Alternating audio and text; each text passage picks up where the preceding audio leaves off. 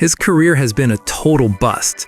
Over the last few years, he's bitten an opponent and got tossed from a game, cross-dressed to play for a women's team, worked as a human sushi platter, and even modeled in his birthday suit for painters.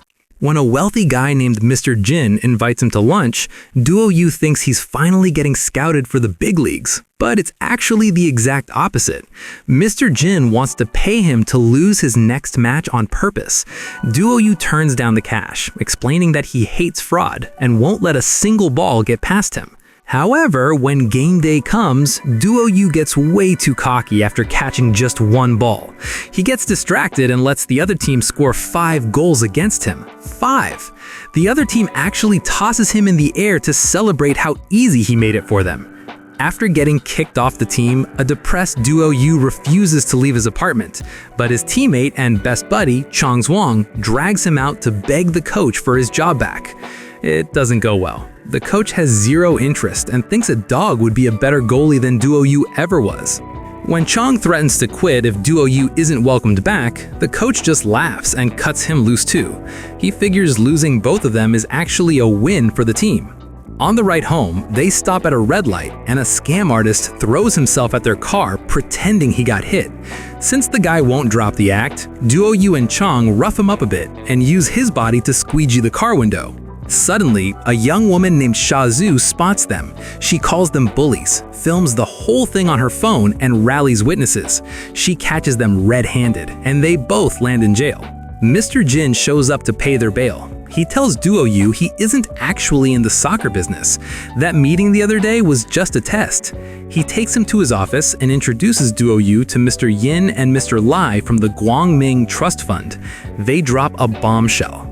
Duo Yu's grandfather had a brother who cut ties with the family years ago. He passed away last month, and Duo Yu is the sole heir to his fortune. But to unlock the money, he has to pass a test. His great-uncle explains it in a video recorded before he died. Duo Yu has to spend 2 billion yuan in 1 month. If he pulls it off, he gets the rest of the inheritance, 30 billion yuan. But there are conditions. The money must be spent legally. He can't have any assets left at the end of the month, no gifts, no charity, it all has to be spent on himself. He can hire up to 100 people, but he has to use their services. He can't destroy valuable items, he can't pay insanely over market price, and he can't tell a soul about the game. There is a coward clause though. Duo Yu can take 10 million yuan right now and walk away. If he takes the challenge and loses, he gets nothing. Duo Yu decides to go all in. Mr. Jin assigns an accountant to track his spending. And wouldn't you know it, it's Sha Zhu. She doesn't want to work for him after the street incident, but Duo Yu hires her anyway just to mess with her. Duo Yu takes Chang to the vault and nearly passes out seeing all those bills in one room. They leave with bags of cash and start spending immediately. He hires the bank guards for crazy high salaries and rents a fleet of cars. Then he tells his old team he's renting them and the major league team, the Hengtai, for a future match after paying to renovate the whole stadium. The team thinks he's joking until he has an excavator dump a massive pile of cash right on the soccer field. On the road, Duo Yu tries to hit on Sha Zhu, but she shuts him down. She mentions she has a boyfriend, a motivational speaker who preaches positive energy, and claims he doesn't care about money. They arrive at a fancy members-only hotel. Duo Yu bribes the manager to rent the entire hotel for the month. Since he's housing his staff, it technically follows the rules. At a celebratory dinner, Duo Yu announces a new investment company with Chang as the CEO. Chang is touched, not realizing Duo Yu picked him because he's not exactly the sharpest tool in the shed and will likely lose money. Duo Yu starts blowing cash on million-dollar haircuts and rental gear. Sha Zhu points out he's burning cash too fast, but he can't explain the game to her. Then her boyfriend, Jianan, shows up. He lectures them about not being slaves to money. But when Duo Yu buys out every ticket to his failing lecture, Jianan immediately drops his morals. He even agrees to work as a gardener. Seeing him for who he really is, Sha Zhu dumps him. Duo Yu orders his team to invest in failing sunset industries and even funds a nutjob who invented a land swimming machine. Later, a masseuse named Shasha tries to seduce Duo Yu, but Shazhu saves him just in time. Turns out, Shasha is a spy hired by the trust fund managers Yin and Lai to sabotage him. Duo Yu pays a fortune to fly in the famous investor, Mr. Lafitte, for lunch. He asks Lafitte for advice on losing money. Lafitte gets insulted and storms off. Shazhu is furious, worrying her reputation as the Black Widow of finance, since all her old bosses went broke, will ruin him. Duo Yu loves that idea and decides to make her the company mascot. But then, disaster strikes. All those terrible investments, they're actually successful and making him more money. Duo Yu throws a tantrum. Yin and Lai see this on TV and laugh at how bad he is at this. Later, Chong introduces an old friend to the team. Duo Yu sees the guy's bad eye and cheap clothes and hires him on the spot. Chong promises they'll work hard so they can celebrate with fireworks someday. That gives Duo Yu an idea.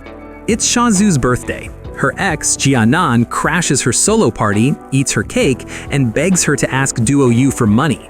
She smashes the cake in his face. She goes to see Duo Yu, who unveils a massive citywide fireworks display. He pretends it's for her birthday, even though he had no clue what day it was. She's touched, but friend-zones him. Duo Yu plasters the city with ads courting Shazhu. The public starts following her around. Trying to escape, she hails a cab, but the driver stops for that same scam artist from earlier. Shazhu realizes Duo Yu was telling the truth back then. She agrees to a date, which includes a private concert, dinner, and soccer in the park. Meanwhile, Duo Yu finds out his company made another billion yuan. Stressed, he jumps in the pool and gets a brainwave.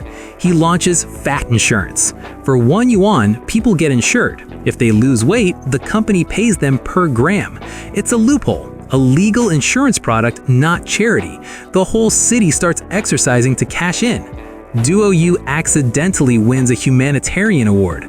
Then the big game arrives. The pro team, Hengtai, promises a double-digit score. Dice Yang arrives in helicopters. Despite playing dirty to get a pro player red-carded, Dice Yang is down 8-0 at halftime. To avoid double-digit humiliation, they use crazy tactics, eventually walling up the goal with their bodies and taking shots to the face. In the stands, Jianan tries to win Shazhu back by exposing the game, but she knocks him out with her purse.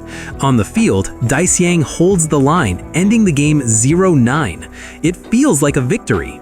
Then, Duo Yu gets a call. Shazhu has been kidnapped. The ransom is 10 million yuan. If he pays it, he breaks the rules and loses the inheritance.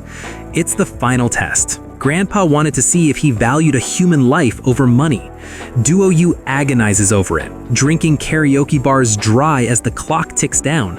At the deadline, Mr. Jin, who faked the kidnapping, is about to give up, but Duo Yu stumbles in, crying, cash in hand, to save her.